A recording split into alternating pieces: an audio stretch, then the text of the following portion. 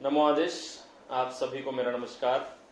नाथपंथ की अलौकिक साधनाएं इस YouTube चैनल की तरफ से मैं आप सभी का स्वागत करता हूं।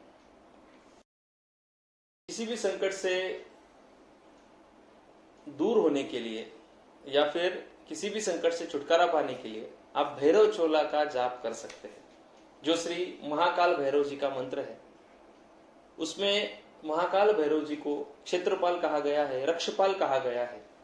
अब भैरव जी का काम का क्या है कि किसी भी व्यक्ति को अगर वो उनकी सेवा करता है, अगर वो किसी मंत्र का जाप करता है और अगर वो किसी संकट में फंसता है, उसे बाहर निकालना है, उसके शरीर की रक्षा करनी है, उसके आत्मा की रक्षा करनी है, तो काल भैरव जी वहां पर सबसे पहले काम में आते हैं।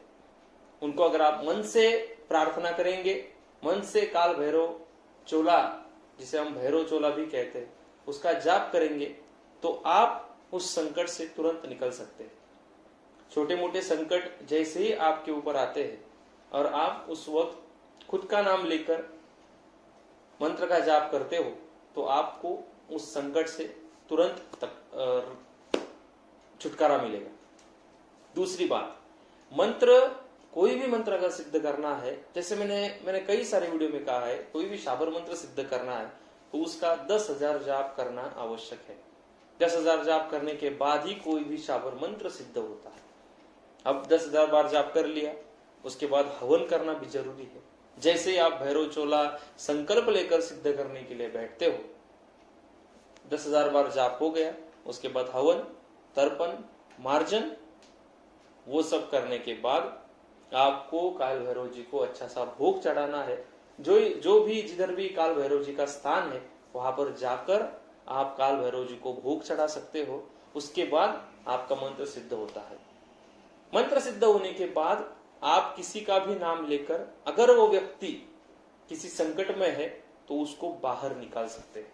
ये इस मंत्र की सबसे बड़ी विशेषता है कि अगर आपका कोई दोस्त, आपका रिश्तेदार, आपका परिवार, आपका सगी संबंधी अगर किसी भी संकट में है और उसको उस संकट से बाहर निकालना है, तो भैरव चोला के अंदर आप उस व्यक्ति का नाम लेकर उसको संकट से बाहर निकाल सकते हो। ये इस मंत्र की विशेषता क्यों है? क्योंकि कई सारे ऐसे मंत्र है जिसमें आप दूसरों का अहित भी कर सकते हो, लेकिन भैरव चोला आपको सिर्फ हित करने की ही सलाह देता है, राह देता है। अगर आप संकट में है, अगर आपको लगता है कि मुझे इस संकट से बाहर निकलना है, तो आप भैरव चोला का जाप अवश्य कीजिए। धन्यवाद। आदेश।